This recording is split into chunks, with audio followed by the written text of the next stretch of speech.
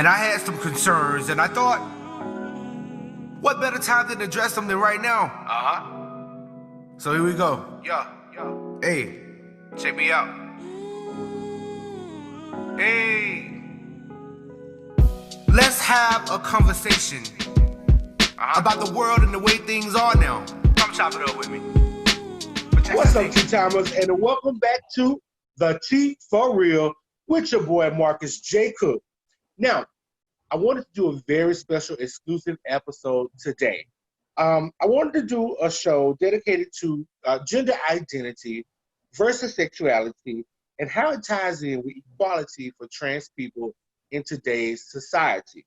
Now, I knew by no means am I expert on this subject, so I needed two amazing people to come on the show today and help educate us. Now, my very first guest, she is a trans advocate and visionary, Daroneshia Duncan. Boy, welcome to the show, Daroneshia. Yes, thanks so much for having me. I'm super excited to be having this conversation tonight. And most of all, just grateful for you allowing us to be a part of your platform. Well, thank you so much, because without you guys, this could not be possible. Now, second, he is a peer support specialist in the AIDS outreach and a mentor, and he is a part of Birmingham's LGBT advisory board. Welcome, Teryy McKinney. Teryy, welcome to the show. What's up, y'all? How are y'all? What's going on? Okay, so before we start, let me ask you this. Daroneshia, tell us a little bit about the TAKE project. This is a project that you founded. I remember you founding it because I was a part of the founding members. So I remember all of this, and I am so proud of the work you've been doing. Can you tell our audience about it? Yes. I founded TAKE. TAKE, it started out as a peer group almost 8 years ago or whatever. Started out at a dining room table. Like you said, you was a part of it. TAKE was actually my vision to be able to provide supportive services to trans women of color in the greater Birmingham area. And we have now been able to grow into an organization for the past 3 years where we have a physical space where it's a drop-in center where we provide supportive services, a T-Girls boutique, transportation, emergency crisis fund, you name it, it's being done there. It TAKE Resource Center, but also I have had the opportunity to move on as the National ED for Trans United March 1 of last year. So I have been in my national role, for a little over a year now, and it's been super excited to be able to work with other visionary leaders across the United States to not only make an impact in their community, but make an impact in their lives. Daroneshia, I'm so proud of you. Like, I know how passionate you were about it. I remember that, and I am so proud of everything you have accomplished. Congratulations. Yes, thank you so much. It means a lot, and I know that I have came a long way, and a lot of people have been on this journey with me, and just to be able to give back to the community where I once feel that I really wasn't supported, but had to find a way to really navigate that and express my feelings, and I'm thanking God for this moment to be in this role now. Amen. Amen. Now, Teryy, I was reading your bio, and very impressive. Let me say this. One thing, like I said, that stuck out to me was you being on the LGBTQ advisory board for Birmingham. Can you tell us about this board and what its function is? So the Mayor's LGBTQ advisory board is basically to create like a solid support system in the Birmingham area. It's the first one in Birmingham. It's the first one in the surrounding area. So for the most part, it's still like up and coming. But the plan is to create leadership, more inclusive events, more inclusive spaces, and just like all around support and guidance when it comes to Birmingham and the way that people think about the LGBT community. Yeah. Well, thank you for that. So I want to move on to the interview now that we got introductions out of the way. All right, so I have this one question, this very first question. Can both of you explain? Now, one person give us the scientific definition and the other person give us the real spit definition. Can you tell us what gender identity is? You guys can do, whichever one want to do the real talk and whichever one want to do the scientific version. Well, I must say that gender identity basically is how one self-identify, and it starts within, inside.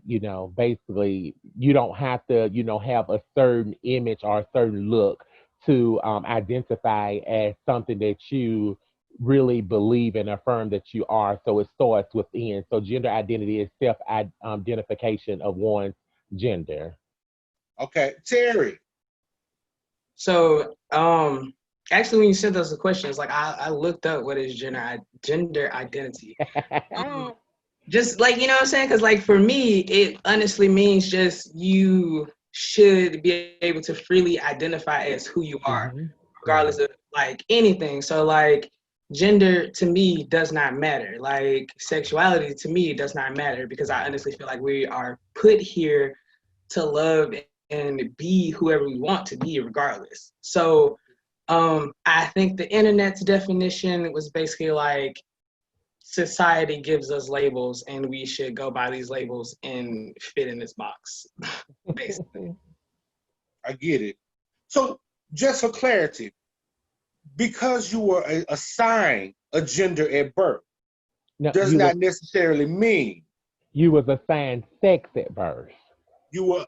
Thank you for correct. Just because you were assigned a sex at birth does not mean that is your gender. Right, because your sex is what you're assigned at birth, and your gender is how you navigate through life. Wow. I mean, that was really a moment of clarity. So thank you guys so much for that. Now, Daroneshia, what was the earliest age that you knew that you were a trans person, even if you didn't know what being trans was? Right. So we're going to say technically that I knew that I was different or other. I didn't identify with the birth assigned sex. And I would have to say at least 5 years old. Because I remember the time, playing with dolls and, was so fascinated with my mama doing her makeup and her fashions and her styles.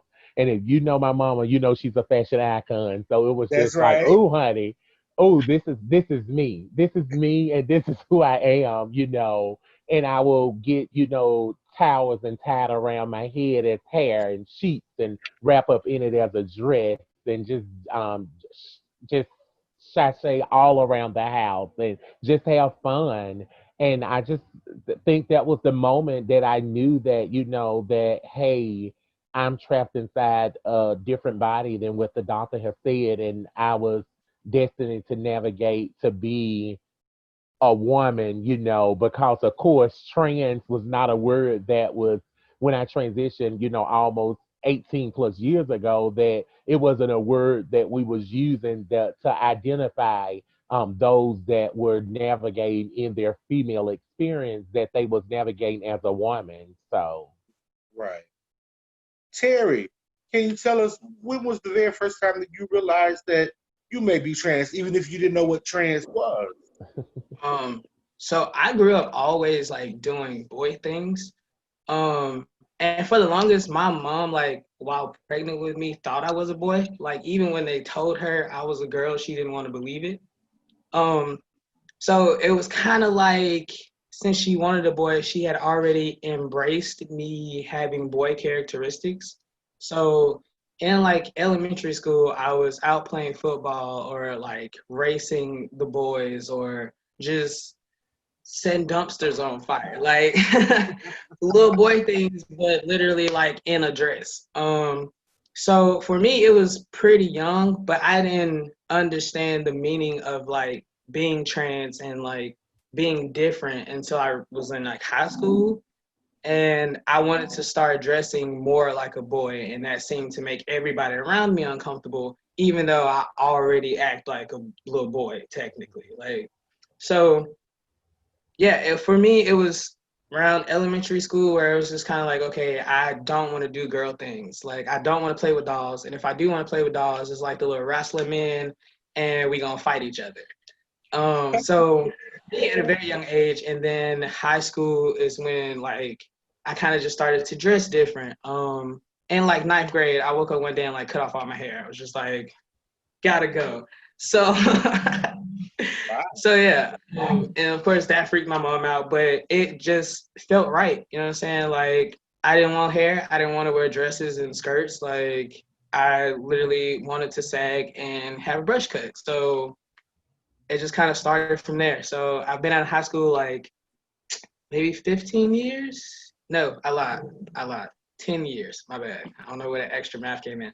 Um, been out of high school 10 years and started to kind of like realize things in like the ninth grade. So I've been kind of at it for a while.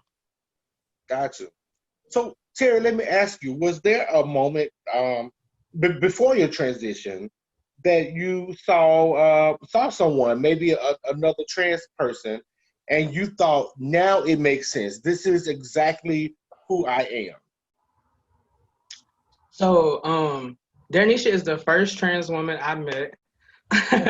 And I was a baby gay. Like I had no idea what I was doing. I just knew I was different and Daroneshia was different, and she lived she visited across the street a lot. And I knew it was something about Daroneshia that both of us had like in common, like honestly. And then as I got older and could go to the club, this was like the Club 21 days. And so that's where like all like I experienced all the things. Like, and this was probably like 10th, 11th grade. But when I finally like sat down and talked to a trans person, it's this dude named Cardis. And I didn't know he was trans when I met him.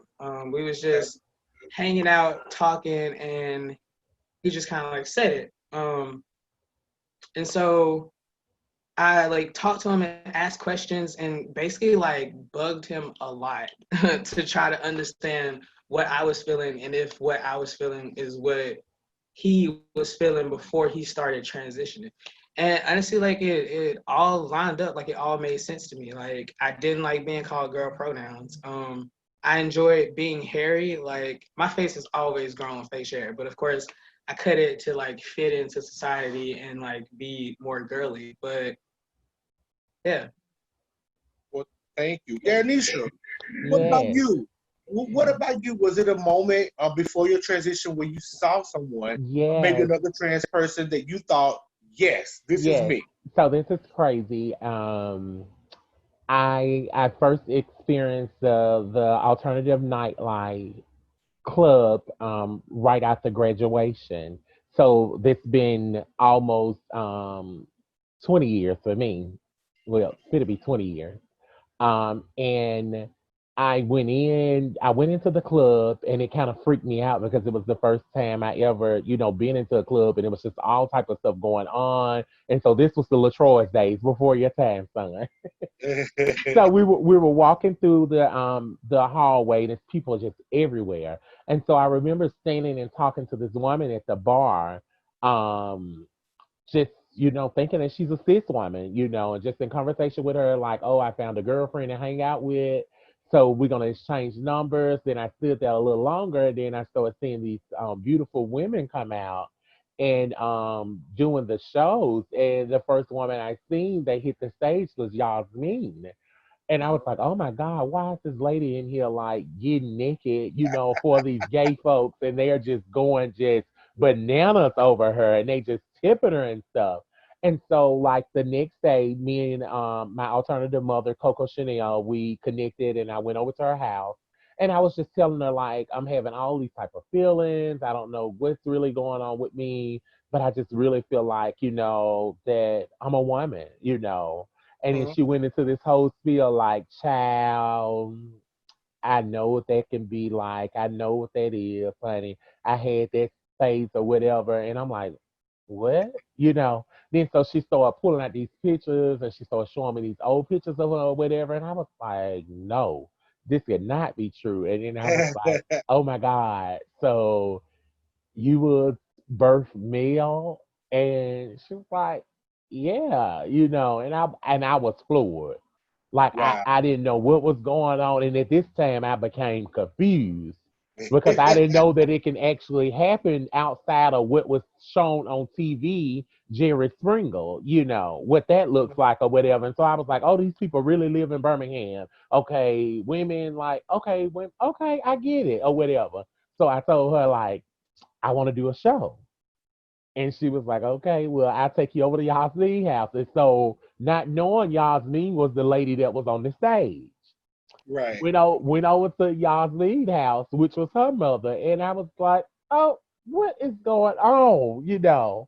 I'm just still just slow. I'm not putting it all together. And I'm like, okay, so Yasmin is one of us too. Okay, this is getting good.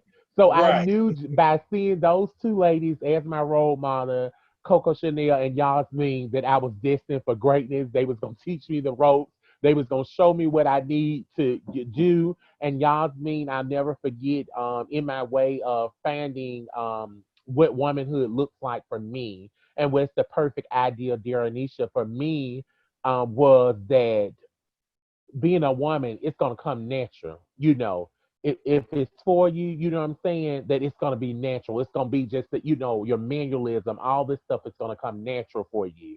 And That's as right. I, started taking hormones and all that stuff, things just started to move a little better and it just started to come with the flow. And I was becoming more into myself and it was becoming natural. Of course, it took a while to get to the level of what I feel like that makes me a pretty girl. You know what I'm saying? That I had to find things that work for me and be able to just basically do things and wear clothes and hair and makeup and just all this different stuff. So it was so many things that came with it that I don't regret it, but I'm grateful for everything that I have learned along the way because everybody has to start from somewhere.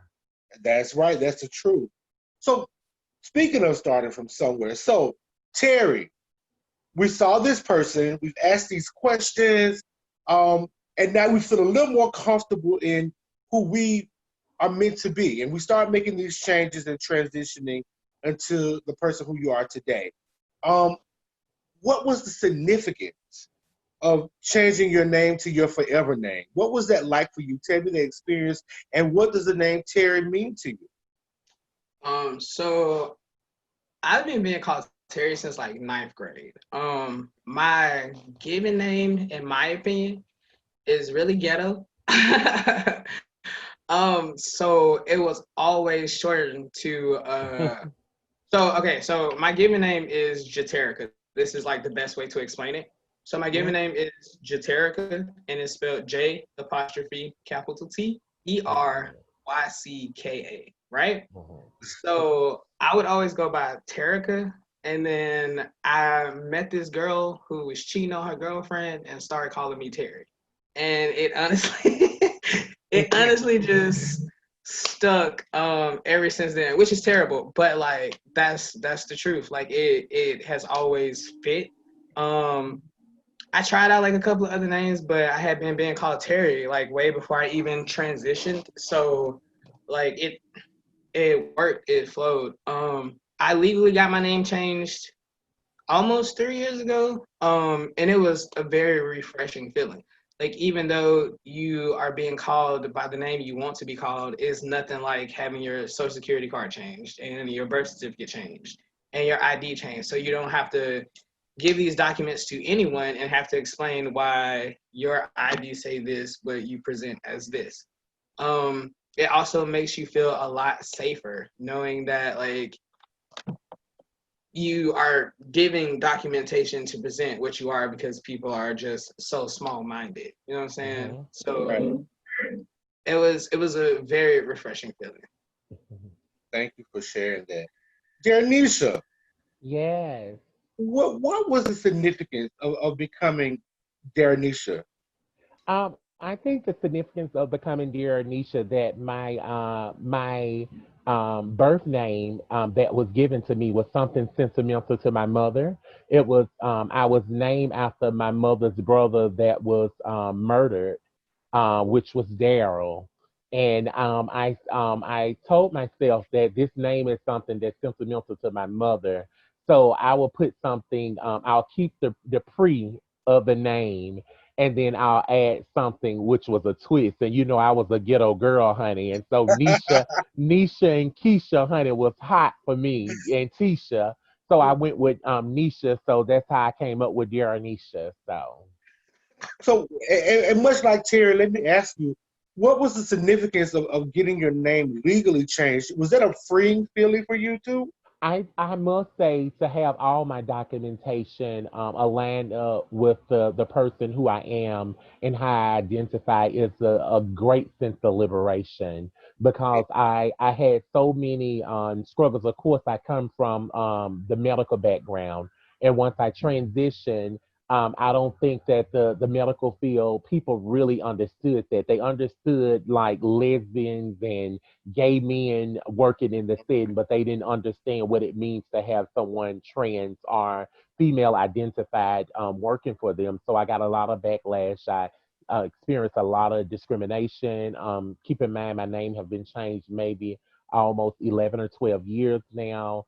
But you know, my gender marker wasn't changed at the time, so I got a lot of backlash and discrimination and just have everything change, gender marker, all this other stuff, it just feels so great that I feel like I'm aligned with the documentations and stuff with the person, how I look and how I present, you know, that everything is aligned with each other. So I'm just liberated. So, honey, you want my ID? Honey, you think you getting it? You ain't got it, baby. Here's my ID. Get it, honey. I would throw that hoe at you, like, take it. Right, have it. Ter- Ter- I remember it was a time that I had my finger over the sex on the ID, honey, but now I'm just like, hey, here you go. Look at me, and I'm the cut on it. I love it. Teryy, let me ask you a question. Much like Daroneshia, did you experience discrimination in the workplace because of you were trans? Yeah, of course, because that's just unfortunately how people work. Um, Before I got into like nonprofits, I worked in restaurants. So if you ever worked in a kitchen, it's mostly full of men. Right. So you often have to like prove yourself or make it a point to be over aggressive. Um, but I've also learned that when you stand in who you are, no one can really tell you who you are. So the times where I felt disrespected or the times where I was misgendered, like, all right, cool, we doing this tonight? I can do this too. Like, so it's honestly all about how like you look at it. Like we were saying before, like gender identity. Like if you know what you identify as, like can't nobody really bring you down. Yeah, words may hurt like a little bit, but I mean once you shake it off and you realize like at the end of the day, this is who I am and I love myself, what someone else has to say is honestly irrelevant. Amen. Amen. So I have saw a lot of videos with violence against trans women. Um, Not so much trans men, but I do know that those things happen. I know trans man in Florida was killed by the police. I remember that happened. Um, why is there so much violence against the trans community? Daroneshia, what's your take on that? I have to say that, in my opinion, the reason why I feel that it's so much violence in the trans community is that it's taboo. Being trans and also being black is something that's unheard of and something that we shouldn't talk about. And that's what pushes our own black culture and black community to push back against us and not accept us and see our blackness first before they start to analyze our trances. And also, it's a lot of us is in survival mode. A lot of us is just simply trying to thrive every day and try to make ends meet due to the fact that we already experienced so much discrimination from workforce discrimination, healthcare discrimination, and housing discrimination that we're just simply trying to thrive. And we end up, basically, I told the ladies at Take last week that I think what happens is that we love hard and we trust fast. And when we do that, that causes us to let our guard down and who we let in our circle. And next thing you know, we possibly could be caught slipping. And then, of course, we could have some people out there that are just viciously hateful and they just, don't want to see us exist. And they feel like that they are doing whatever God they worship want them to do to get rid of us. And that's very heartfelt. That's the wrong message to send out. But I think that once we start getting our acceptance from our own culture, then we'll be able to live in a world of existence and live in a world where we can actually thrive. Amen.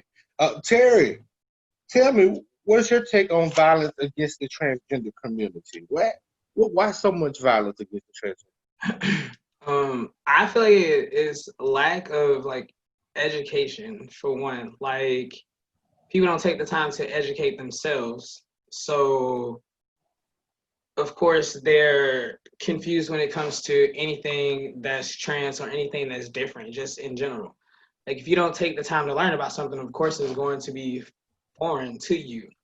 I also feel like it's like as Black people, we're brought up to believe that being gay or being different, or as the old folks would say, like acting white or stuff like that, like we're brought up to feel like that's wrong. So if you see anybody else doing it or expressing themselves in a way that you feel like you should be able to, or in a way that makes you uncomfortable, then it's a problem. I feel like a lot of violence and a lot of hatred towards others come from like hatred and misunderstanding of self. If you sit down and evaluate yourself and look at yourself, like, you'll realize that you are different, and no one's going to fit into these titles and these molds that society have put together for us. Like, they're literally just labels. Like, once you sit down and like genuinely talk to yourself and find yourself, you'll realize like everybody's different. I honestly feel like everybody a little gay. You can say what you want, but like there's some straight people that then looked at some folks like the same gender, like, all right, nah. So like, once you embrace that, like, it's okay to love people and you ain't gotta spread hate all the time. It don't make you a better person. Like, we'll be in a much better place. Like, we're all legit different. That's right. That's right. So you talked about educating, that the lack of education was one of the reasons why there's so much violence against the trans community. I want to ask this question to you, Teryy.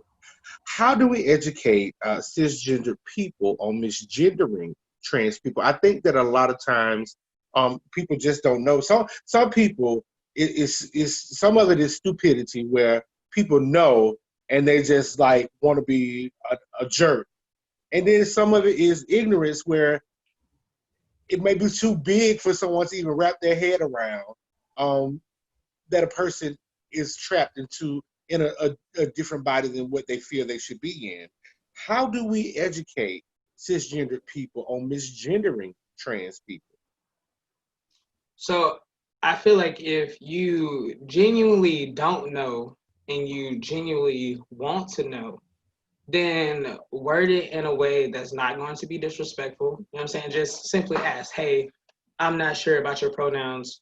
What do you prefer to be called? You know what I'm saying? Like, it all comes back to like, honestly, being nice. Like, I feel like Daroneshia has like ran into this a couple of times. People just hopping in your inbox like, what are you? That's not how it works. And if you expect me to be polite with that, like, you really got me messed up. Like, that's not how you ask.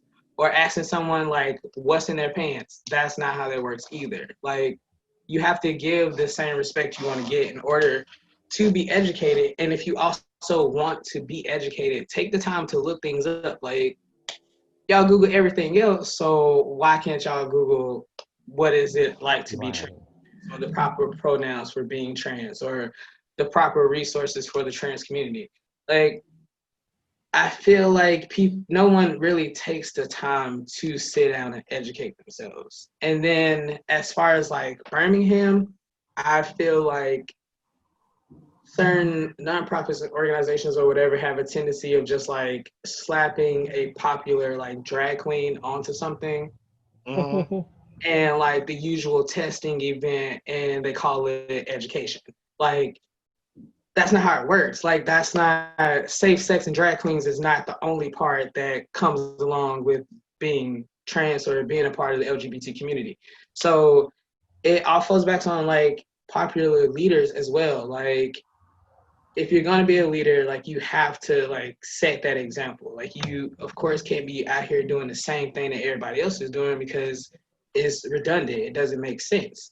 You know what I'm saying? Like, and just because somebody wants your like nonprofit's like logo or whatever on this flyer doesn't mean they rep for you either. So it's like, you have to take the time to educate ourselves, like, and to ask the proper questions and to be valid leaders.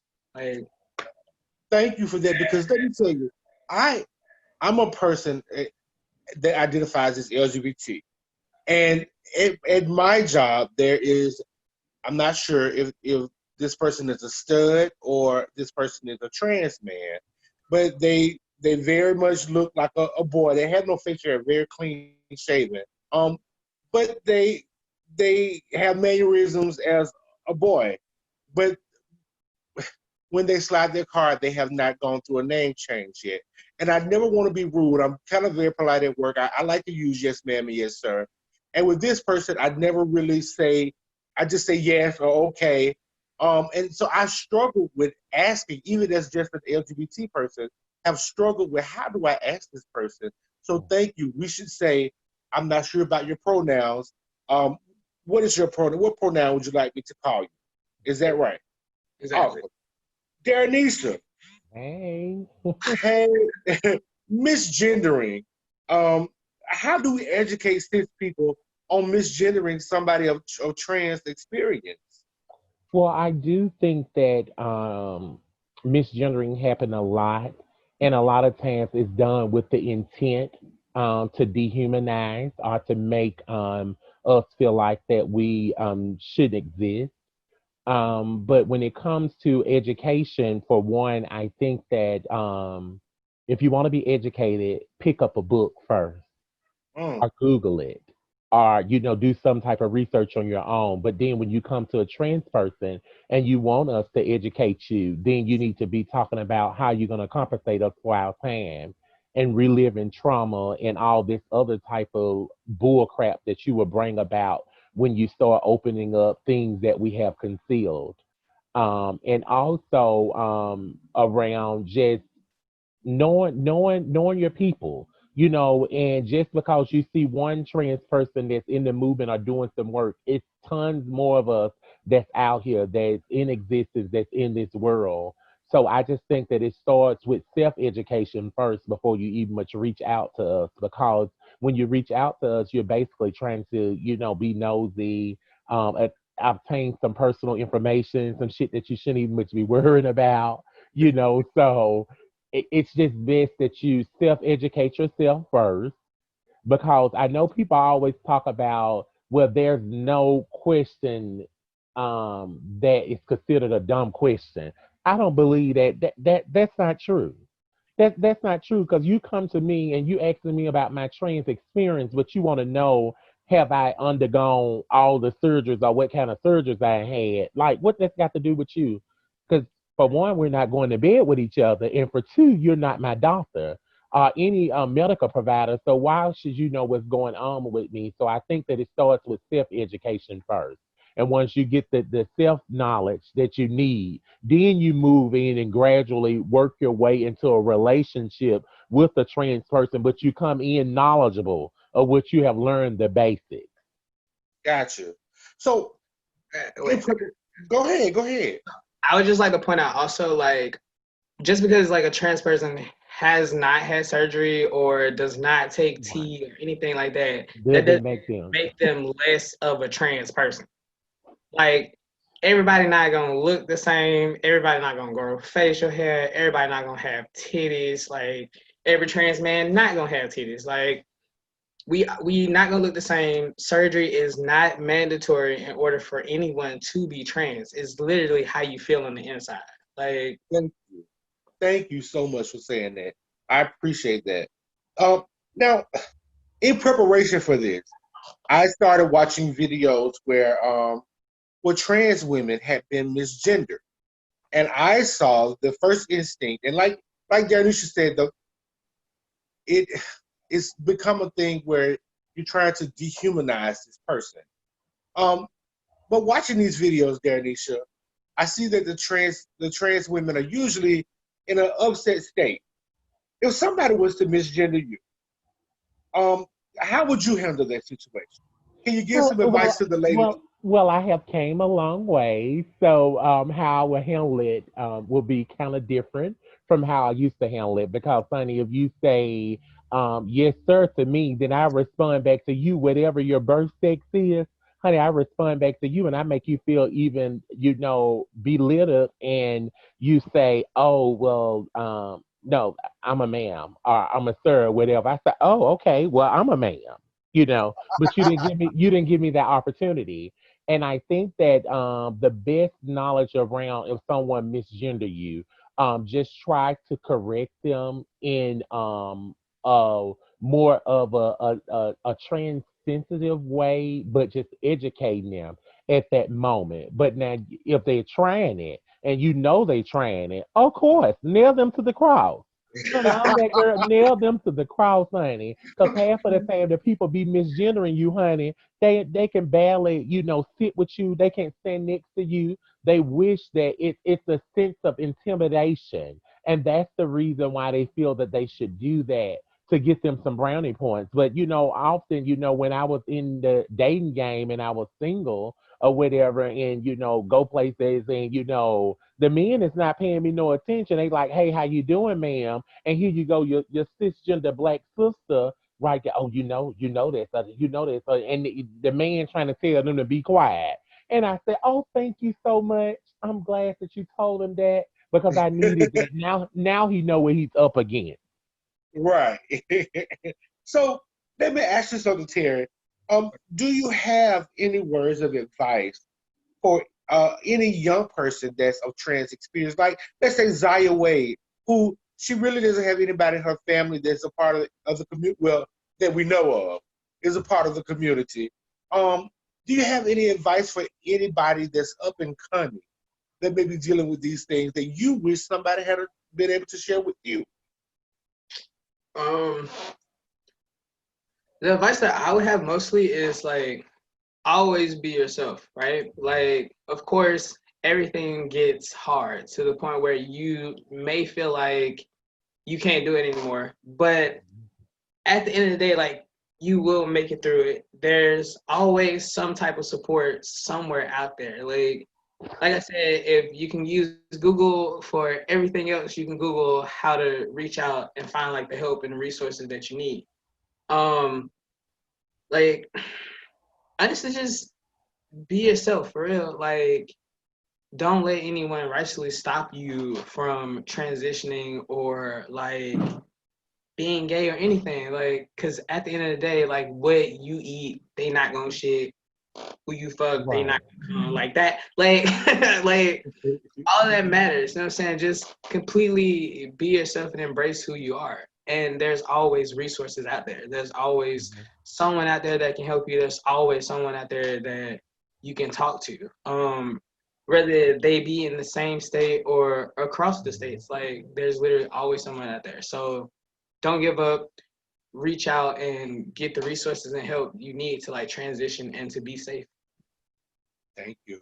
Daroneshia, any advice for a young up and coming trans person that you wish you had gotten from someone? Yeah. I think that I will say to simply take your time. Most of all, get to know your community, especially people that look like you. Continue to get educated because, of course, education is the key to success. Stick in there as long as you can, and know that this road is not easy, but we're here for you. Amen. I love it. I love it. We only have a few minutes left, maybe about 4 minutes, but I really want to ask this question and really want your responses on this. Daroneshia, do you feel connected to the Black Lives Matter movement, and what can they do to become more trans inclusive?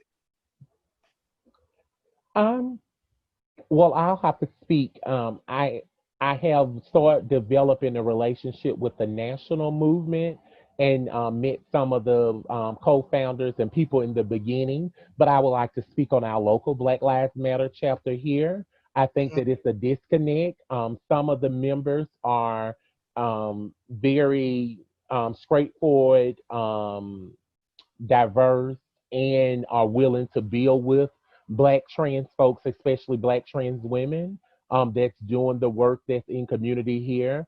And I think that, one of the members, doesn't really understand that we have the right to exist and don't really know how to embrace the Blackness and the transness at the same time. And I think that we are disconnected here in Birmingham, Alabama, with the Birmingham chapter. And I think that it could be a whole lot better because when anything that's affecting Black community, Black trans folks are at the forefront. We're there. We're marching, and we are parading, and we're protesting, and we're riding, and we're supporting people.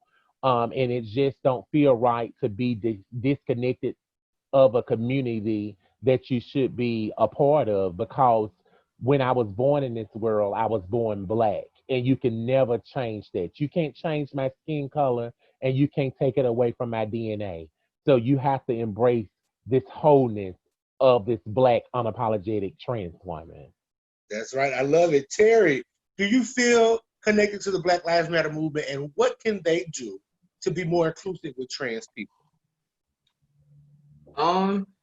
Honestly, like a tough question, right? Because being like Black and like a trans man, right? In certain ways, I have it easier in a sense than a Black trans woman.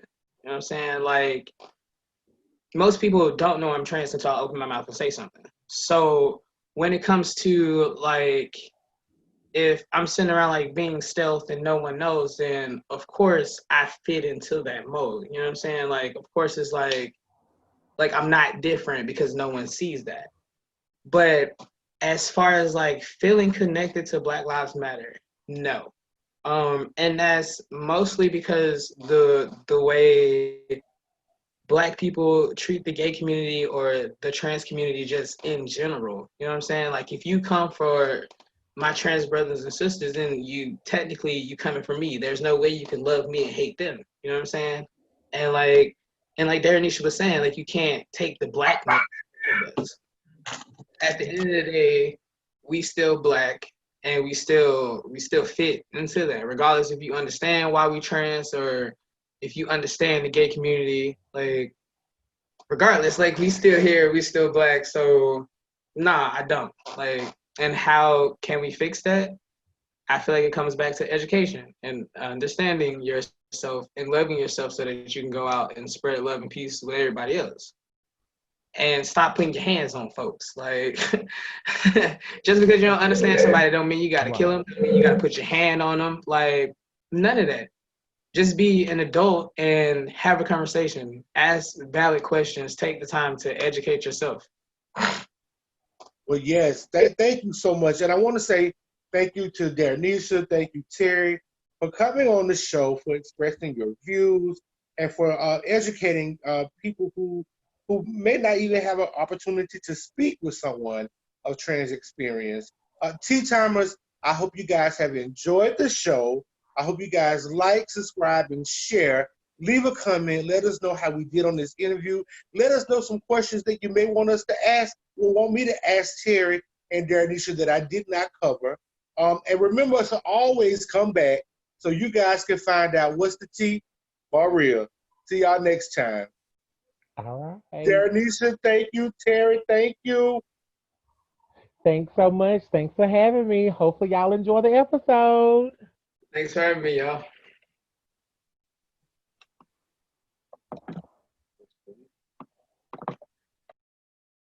And I had some concerns, and I thought, what better time than to address them than right now? So here we go. Hey, check me out. Hey. Let's have a conversation about the world and the way things are now. Come chop it up with me. But just let's take it. About terrorism and World War III. The who, what, when, where, and how. Because you know it's coming, right? Let's have a conversation about, I don't know. All the things that I hope to see. Man, and I want to see a lot though. Like equal rights and gun control, better wages,